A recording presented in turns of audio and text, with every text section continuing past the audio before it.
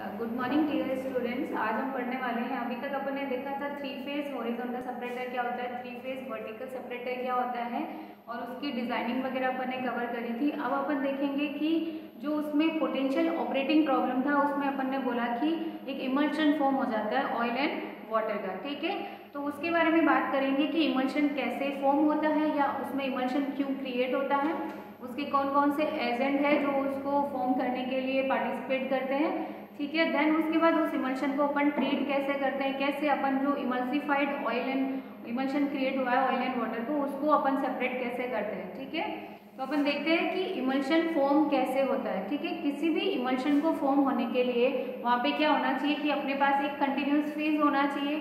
ठीक है, एक लिक्विड का अपने पास डिसकंटिन्यूस फेज होना चाहिए। उसके अलावा वहाँ पे कोई ना कोई एक ऐसा एजेंट प्रेजेंट होना चाहिए जिसको बोलते हैं अपन इमल्सिफाइंग एजेंट। वो क्या करेगा, इमल्शन को क्रिएट करने का या उसको स्टेबल करने का काम करेगा। ठीक है, तो यहाँ पे अगर ऑयल फील्ड में अपन बात करते हैं कि इमल्शन कैसे क्रिएट होता है सेपरेटर में, ठीक है, जहाँ पे अपना ऑयल एंड वाटर प्रेजेंट है या सेपरेट होता है। ठीक है, तो अपन ने बोला कि सेपरेटर के थ्री फेज सेपरेटर की अगर अपन बात करते हैं तो वहाँ पे अपने पास ऑयल, गैस एंड वाटर तीनों ही प्रेजेंट रहते हैं। ठीक है, तो जनरली जो ऑयल फील्ड होता है उसमें जो इमल्शन क्रिएट होता है वो अपना oil, water and oil emulsion create होता है। ठीक है, उस इमल्शन को क्रिएट होने के लिए जो मोस्ट जो इम्पोर्टेंट फैक्टर्स है वो होता है फर्स्ट कि कोई भी इमल्शन फॉर्म क्यों होता है, तो उसके लिए नेसेसरी थिंग्स क्या होती है, वो होती है कि एक वहाँ पे एजिटेशन होना चाहिए। वहाँ पे एजिटेशन मतलब उसको कुछ ना कुछ जो भी ऑयल एंड गैस हैं उनको एजिटेट करने के लिए या उनका एजिटेशन होना चाहिए, उनका मिक्सिंग होना चाहिए,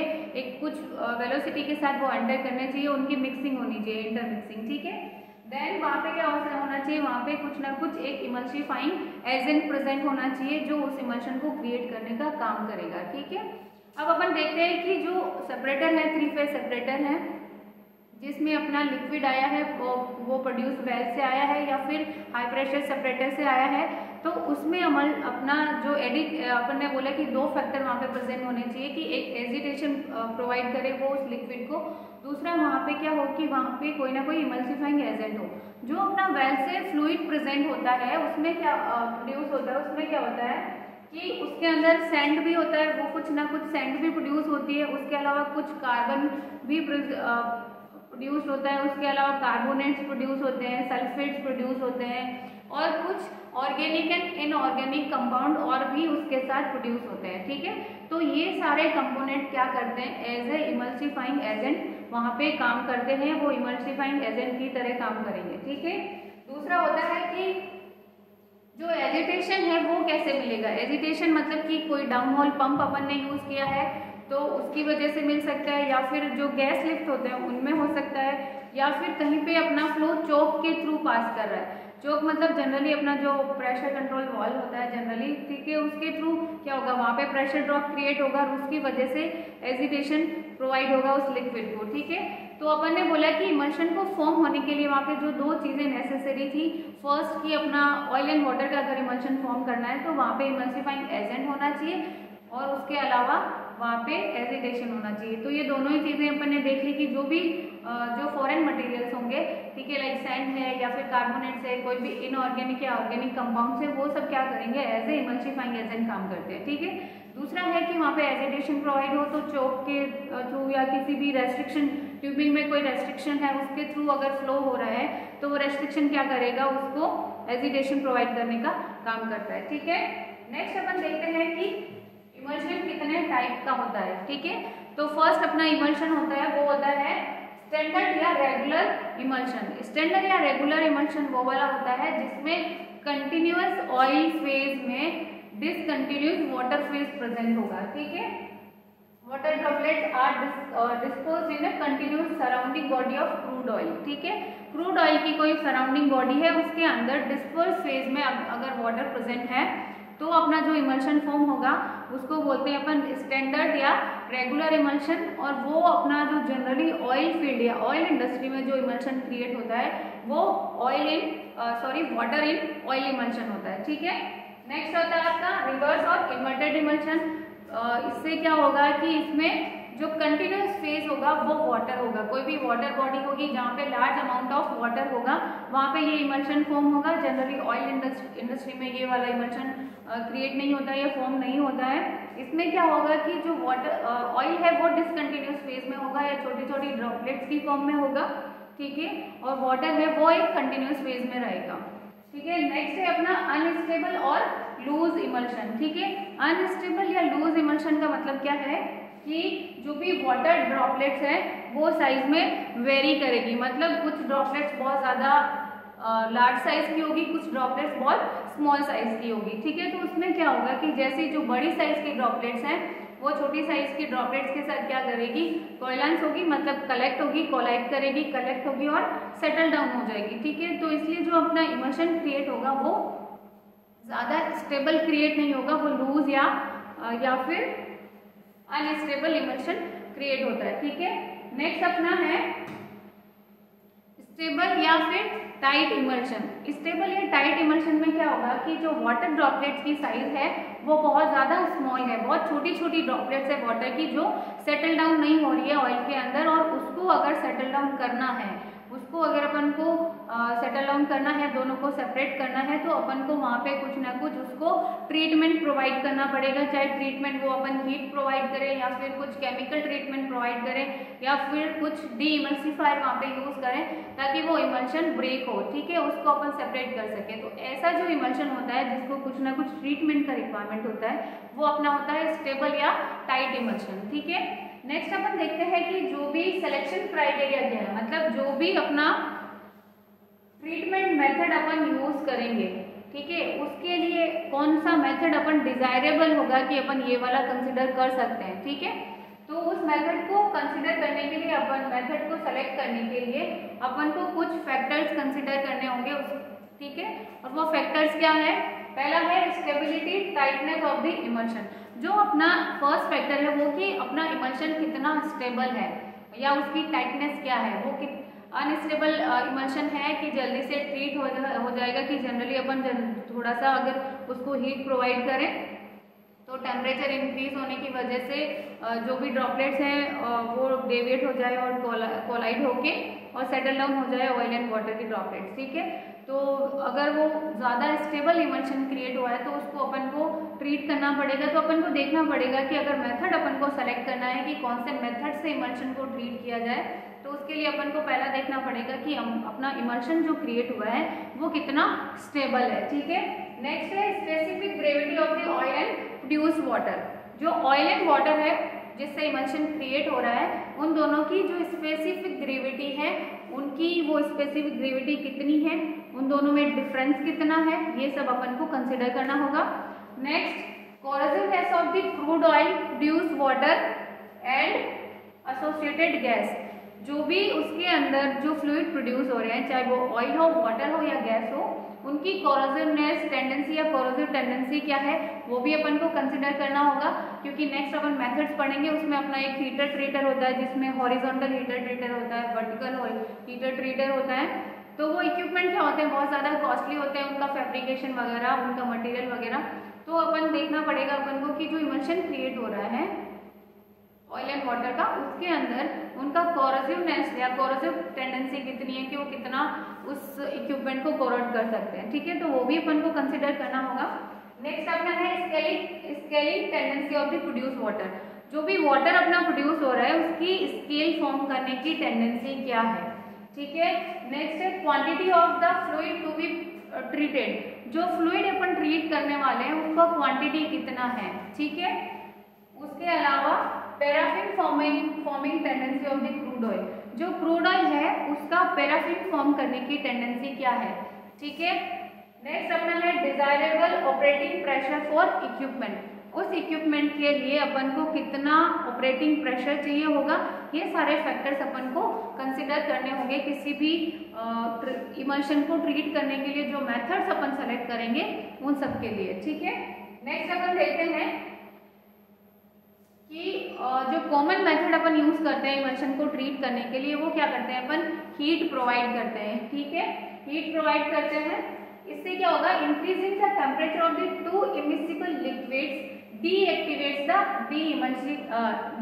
द इमल्सिफाइंग एजेंट। इसका मतलब क्या हुआ कि जो भी दो अपने इमिसिबल फ्लूइड है, जो ऑयल एंड वाटर है, ठीक है, तो जैसे ही अपन टेम्परेचर इंक्रीज करेंगे तो जो इमल्सिफाइंग एजेंट है उनको वो टेम्परेचर इंक्रीज क्या करेगा कि उनको डीएक्टिवेट कर देगा, और उनको डीएक्टिवेट करेगा जो जनरली क्या कर रहे हैं, इमल्शन फॉर्म करने का काम कर रहे थे। अगर जो इमल्सिफाइंग एजेंट है वो ही डीएक्टिवेट हो जाएगा तो अपना इमल्शन ट्रीट हो जाएगा, और वो जो भी ड्रॉपलेट्स है वो क्या होगी, बड़ी साइज में ग्रो करेगी और सेटल डाउन हो जाएगी और अपना इमल्शन ट्रीट हो जाएगा, मतलब ऑयल एंड वाटर सेपरेट हो जाएंगे। ठीक है, अब अपन देखते हैं कि जो अपना इमल्शन क्रिएट हुआ है उसकी स्टेबिलिटी है वो किस पे डिपेंड करती है। ठीक है, और वो डिपेंड करती है फॉलोइंग फैक्टर्स पे। अपन देखते हैं कौन कौन से फैक्टर्स हैं। ठीक है, फर्स्ट है कि the difference in the density between oil and water phases. ठीक है, जो ऑयल एंड वाटर फेज अपने पास है उनकी डेंसिटी में कितना डिफरेंस है उस पर डिपेंड करेगा। अभी अपन देखेंगे आगे नेक्स्ट ये सारे फैक्टर्स डिटेल में कि कौन से फैक्टर्स का क्या इफेक्ट आएगा, कि वो स्टेबल इमल्शन क्रिएट करेगा या फिर अनस्टेबल इमल्शन क्रिएट करेगा। ठीक है, नेक्स्ट है size of the dispersed water particles. जो भी डिसकंटिन्यूअस फेज में वाटर की ड्रॉपलेट्स प्रेजेंट है उनकी साइज क्या है वो भी उस पर भी डिपेंड करेगा। नेक्स्ट है विस्कोसिटी, इमल्शन या जो ऑयल उसके अंदर कंटिन्यूअस फेज में प्रेजेंट है उसकी विस्कोसिटी क्या है। फिर इंटरफेशियल टेंशन क्या है वहां पे। नेक्स्ट है the presence and concentration of the emulsifying agent. ठीक है, वहां पे इमल्सिफाइंग एजेंट है उसकी कॉन्सेंट्रेशन कितनी प्रेजेंट है। नेक्स्ट है वाटर की सैलिनिटी, वाटर है वो जो भी उसका सैलिनिटी कितना है। ठीक है, तो फर्स्ट फैक्टर अपना है difference between oil and water density. ठीक है, ऑयल एंड वाटर की डेंसिटी का डिफरेंस अगर इंक्रीज होगा देन क्या होगा, ऑयल एंड वाटर की जो डेंसिटी का डिफरेंस है वो डिटरमाइन करेगा कि जो भी वाटर ड्रॉपलेट्स हैं वो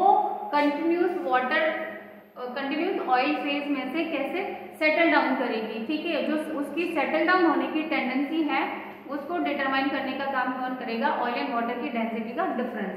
ठीक है, अब कैसे, the greater the difference in gravity the more quickly the water droplets will settle through the oil phase. ठीक है, जितना ज्यादा डेंसिटी डिफरेंस होगा उतनी ही जल्दी ऑयल जो वाटर की ड्रॉपलेट्स है वो ऑयल में से सेटल डाउन होगी। ठीक है, heavy oil tend to keep water droplet in suspension longer. अगर हैवी ऑयल है, अपन को पता है कि अगर डेंसिटी का डिफरेंस कम हुआ देन क्या होगा कि जो भी वाटर ड्रॉपलेट्स है वो इजीली सेटल डाउन नहीं होगी ड्यू टू डेंसिटी डिफरेंस।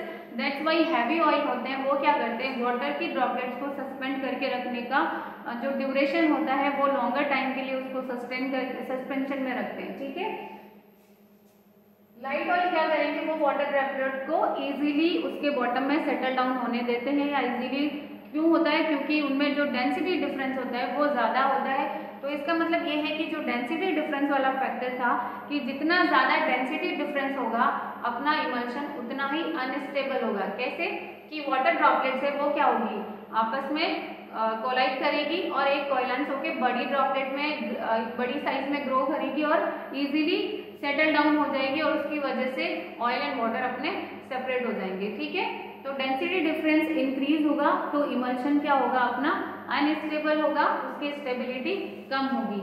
ठीक है, नेक्स्ट है अपना size of the water droplets. जो वाटर ड्रॉपलेट्स है उनकी साइज पे कैसे डिपेंड करेगी कि जितनी बड़ी साइज होगी उतनी जल्दी वो क्या होगी, ग्रेविटी की वजह से सेटल डाउन होगी। ठीक है, तो अपन बोल सकते हैं कि larger the droplets the faster it will settle out of the oil continuous phase. ठीक है, नेक्स्ट है water droplet size is dependent upon the degree of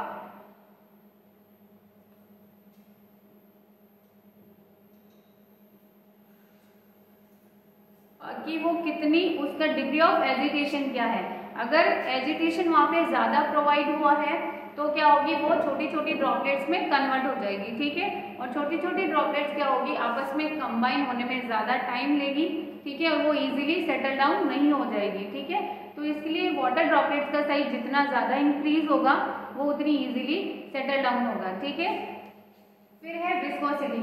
viscosity क्या करती है, जनरली दो रोल प्ले करती है यहाँ पे, two primary roles in the stability of an emulsion. ठीक है, फर्स्ट क्या है, first oil viscosity increases the migration of the emulsifying agent to the water droplets, oil water interface is retarded. इसका मतलब क्या होगा कि जैसे ही ऑयल की विस्कोसिटी इंक्रीज होगी वो क्या करेगी कि जो ऑयल एंड वाटर का इंटरफेस है वहाँ पे अगर इमल्सिफाइंग जो एजेंट है वो अगर मूव डाउन कर रहा है तो उसको रिटार्ड करेगी, ठीक है, उसके मूवमेंट को कम कर देगी। This result in larger water droplets being suspended in the oil. इसके होने से क्या होगा कि जो भी वाटर की ड्रॉपलेट जो इवन साइज में लार्जर है फिर भी वो वहीं पे सस्टेन करेगी, वहीं पे सस्पेंड होके रहेगी, ठीक है।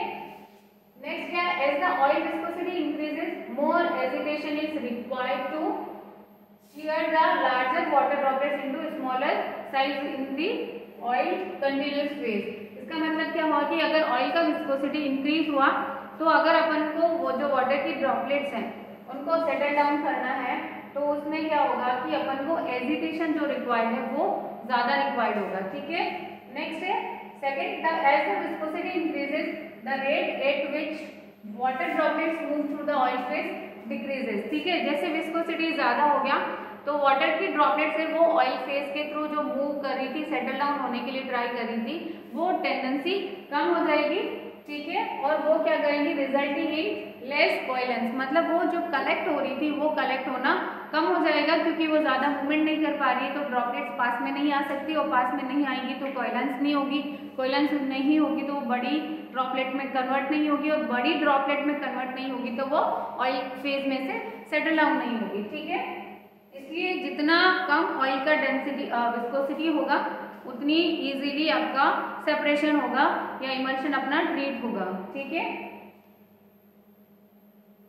इसका मतलब क्या होगा कि ऑयल की विस्कोसिटी अगर इंक्रीज होती है तो आपका जो इमल्शन है वो टाइट इमल्शन क्रिएट होगा, ठीक है। उसको ट्रीट करने में अपन को ज्यादा केमिकल मेथड्स या कुछ मेथड जो अपन यूज करेंगे नेक्स्ट आगे देखेंगे वो यूज करने पड़ेंगे, ठीक है। मतलब अपना इमल्शन है वो स्टेबल क्रिएट होगा। नेक्स्ट है इंटरफेशियल टेंशन। ये क्या करेगा, it is the force that holds together the surfaces of the water and oil phases. ये क्या कर रहा है जनरली कि जो भी ऑयल एंड वाटर की सरफेस है उनको एक दूसरे के करीब में या पास में होल्ड करने का काम कर रहा है, ठीक है।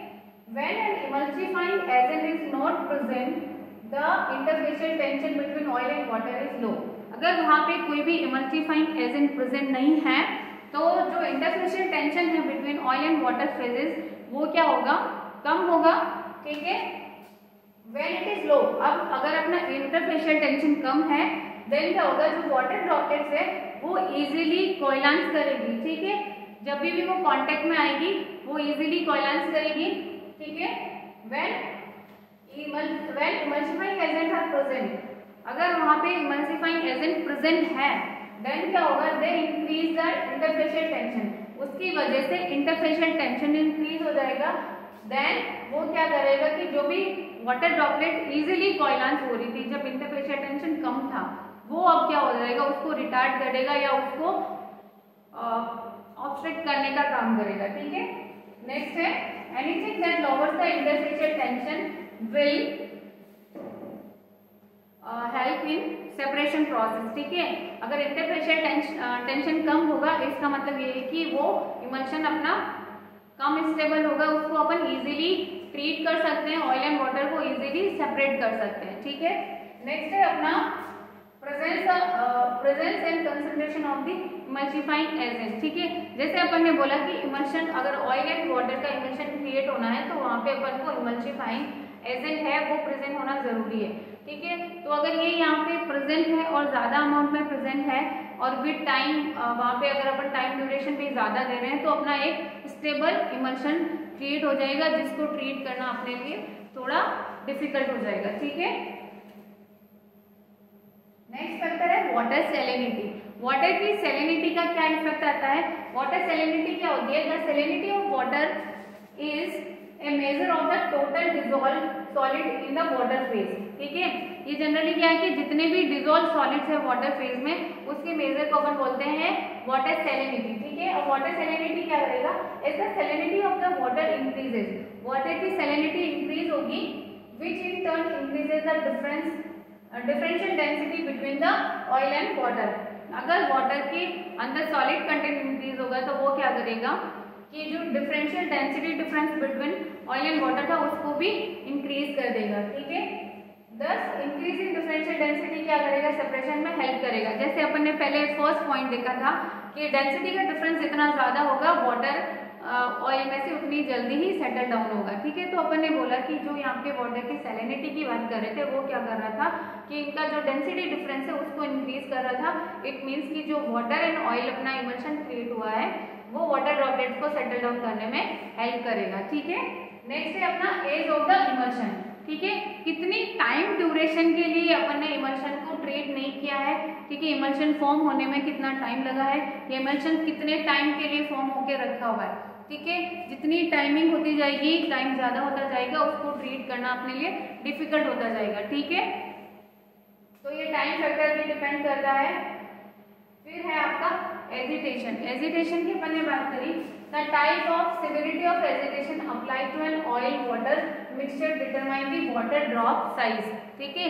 जितना ज्यादा एजिटेशन प्रोवाइड होगा वाटर ड्रॉपलेट की साइज उतनी छोटी होती जाएगी, और वाटर ड्रॉपलेट की साइज अगर छोटी होती जाएगी तो उसको सेटल डाउन होने में अपन को ज्यादा टाइम लगेगा, ठीक है। जैसे कि अगर अपन को वाटर की ड्रॉपलेट्स को सेटल डाउन करना है तो अपन ने बोला कि पार्टिकल साइज अगर वाटर की बड़ी है देन वो क्या होगा, इजीली कोइलेंस करेगा और ग्रेविटी की वजह से इजीली सेटल डाउन हो जाएगा, ठीक है। तो जितना ज्यादा अगर उसको मिक्सिंग प्रोवाइड होगी तो वो क्या होगा, एजिटेशन प्रोवाइड होगा तो वो क्या करेगा, वाटर ड्रॉपलेट की साइज को डिक्रीज कर देगा या कम कर देगा, और उसके डिक्रीज होने से जो इमल्शन क्रिएट होगा वो ज्यादा स्टेबल हो जाएगा, क्योंकि वाटर ड्रॉपलेट्स अगर छोटी होगी तो वो सेटल डाउन होने में ज्यादा टाइम लेगी और इजीली सेटल डाउन नहीं होगी, ठीक है। तो ये सारे मेथड्स थे कि ये सारे फैक्टर्स थे जिसमें इमल्शन की स्टेबिलिटी डिपेंड कर रही थी, ठीक है। नेक्स्ट अपन देखेंगे कि अपना इमल्सिफाइंग एजेंट क्या होता है, वो इमल्शन को क्रिएट करने में कैसे हेल्प करता है, ठीक है। नेक्स्ट अपन देखेंगे डी इमल्सिफाइंग एजेंट क्या होता है, उसका वर्क क्या होता है। उसके बाद अपन देखेंगे कि जो इमल्शन अपना क्रिएट हुआ है, ठीक है, उसको ट्रीट करने के कौन कौन से मेथड्स होते हैं, कौन कौन से इक्विपमेंट अपन यूज करते हैं, और ऑयल फील्ड में जो इमल्शन क्रिएट होता है उसको कैसे ट्रीट किया जाता है, ठीक है। Thank you.